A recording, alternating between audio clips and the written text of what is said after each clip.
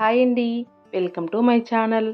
ఇవాల్టి వీడియోలో రాగి పిండితో ఒక హెల్దీ రెసిపీ చూపిస్తాను. షుగర్ ఉండే వాళ్ళు రాగి సంగటి ఇలాంటివి చేసుకోవడానికి రాని వాళ్ళు ఇలా రాగి పిండితో రొట్టె ట్రై చేయండి. చాలా ఈజీ చేసుకోవటం, ఇంకా టేస్ట్ అయితే సూపర్గా ఉంటుందన్నమాట. కర్రీ ఏం లేకుండా ఒట్టి రొట్టె తినేయచ్చు, చాలా బాగుంటుంది. తప్పకుండా ట్రై చేయండి. అలాగే ఎవరైనా ఫస్ట్ టైం మన ఛానల్ చూస్తున్న వాళ్ళు ఉంటే ఛానల్ని సబ్స్క్రైబ్ చేసుకొని పక్కనే ఉన్న బెల్ సింబల్ని యాక్టివేట్ చేసి పెట్టుకోండి. సో దానివల్ల నేను ఎప్పుడు వీడియోలు అప్లోడ్ చేసినా మీకు నోటిఫికేషన్ రూపంలో వస్తుంది.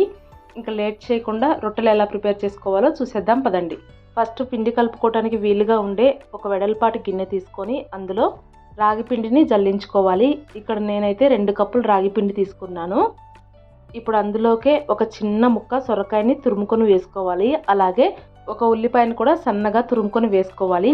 ఇంకా కొంచెం మెంతికూరని సన్నగా తరిగేసుకొని వేసుకోండి. ఇంకా కొద్దిగా అల్లం, అలాగే 2 పచ్చిమిరపకాయలు, ఉప్పు వేసి మెత్తగా దంచేసుకొని వేసుకోవాలి.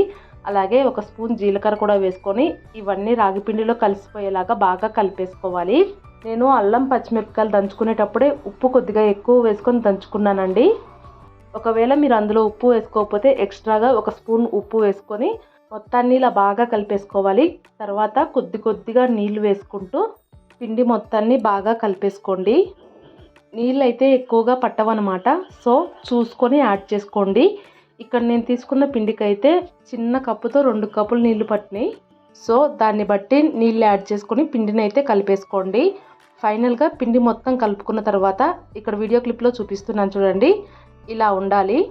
పిండి మొత్తాన్ని ఇలా కలిపేసుకున్న తర్వాత దానిపైన తడి బట్ట వేసి ఒక 10 నిమిషాల పాటు పక్కన పెట్టుకోండి. పిండి అయితే బాగా నానుతుంది. 10 నిమిషాల తర్వాత ఇప్పుడు రొట్టె చేసుకోవడానికి పిండిని మళ్ళీ ఒకసారి చేత్తో బాగా పిసుకుతూ కలుపుకోవాలి. మనం కలుపుకున్నప్పటికంటే పిండి అయితే కొద్దిగా గట్టిపడి ఉంటుందండి. అవసరమైతే ఒక్కొక్క చుక్క నీళ్లు చిలకరించుకొని పిండిని బాగా కలిపేసుకోండి. నీళ్ళు అయితే మరీ ఎక్కువ వేసుకోకుండా జస్ట్ కొద్దిగా వేసుకొని కలిపేసుకోవాలి. ఇప్పుడు రొట్టె చేసుకోవడం కోసం కలుపుకున్న పిండిలో నుంచి ఒక చిన్న పిండి ముద్దను ఇలా రౌండ్ బాల్ లాగా చేసి పెట్టుకోండి.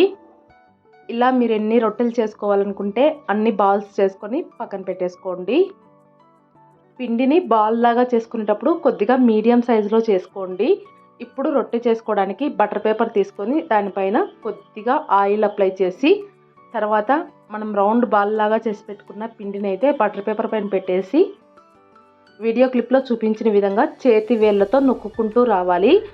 ఇలా నొక్కేటప్పుడు ఒకవేళ సైడ్ అంచులు కనుక చీలిపోతున్నట్లు వస్తే సైడ్ అంచుల్ని సరి చేసుకుంటూ మందంగా ఉండే వైపు నుంచి ఒత్తుకుంటూ వచ్చామంటే రొట్టె పల్చగా వస్తుందన్నమాట.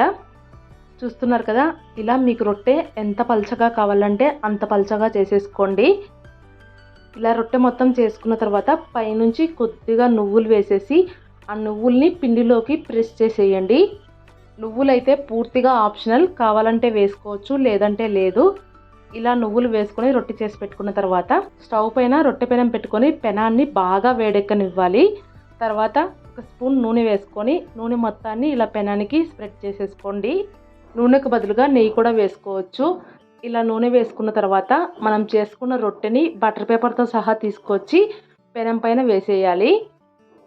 తర్వాత పైనుంచి బటర్ పేపర్ని ఇలా నెమ్మదిగా తీసేసామంటే ఈజీగా వచ్చేస్తుంది. చూస్తున్నారు కదా, ఇలా బటర్ పేపర్ తీసేసి రొట్టెను ఒకవైపు బాగా కాలనివ్వాలి.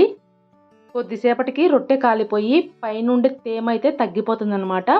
ఆ టైంలో పైనుంచి ఒక స్పూన్ నూనె వేసుకొని రొట్టె మొత్తానికి స్ప్రెడ్ చేసేయండి. ఇప్పుడు రెండో వైపుకి తిప్పేసుకొని 2 వైపులా రొట్టెను బాగా కాల్చేసుకోవాలి. ఇలా 2 వైపులా తిప్పుకుంటూ కాల్చుకున్నామంటే రొట్టె అయితే రెడీ అయిపోతుంది. చూశారు కదా, రాగి రొట్టె చేసుకోవటం ఎంత సింపులో, చాలా టేస్టీగా ఉంటుందండి. తప్పకుండా ట్రై చేయండి. ఇలా కనుక రొట్టె చేసుకున్నారంటే ఇంక కర్రీ కూడా అవసరం లేదు, ఒట్టి రొట్టెనే తినేయచ్చు. ఇంకా పైన నువ్వులు వేసుకున్నాం కాబట్టి ఆ నువ్వుల ఫ్లేవర్ తగులుతూ చాలా చాలా బాగుంటుందన్నమాట.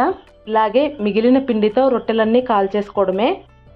ఇక్కడ నేను తీసుకున్న పిండి క్వాంటిటీకి అయితే 6 రొట్టెలు వచ్చినాయి అన్నమాట. సో దాన్ని బట్టి పిండి అయితే తీసుకోండి. రొట్టె చూడండి ఎంత సాఫ్ట్గా ఉందో. ఉల్లిపాయ, పచ్చిమిరపకాయ, సొరకాయ ఇవన్నీ వేసుకున్నాం కాబట్టి మధ్య మధ్యలో ఆ ఫ్లేవర్ తగులుతూ చాలా బాగుంటుంది. తప్పకుండా ట్రై చేయండి. ట్రై చేసి మీ వాల్యుబుల్ ఫీడ్బ్యాక్ని కామెంట్ సెక్షన్లో తెలియజేయండి. ఇంకా వీడియో చూసి వెళ్ళిపోకుండా ప్లీజ్ ఒక లైక్ చేయండి. అలాగే కొత్తగా చూస్తున్న వాళ్ళు సబ్స్క్రైబ్ చేసుకోండి. Thanks for watching.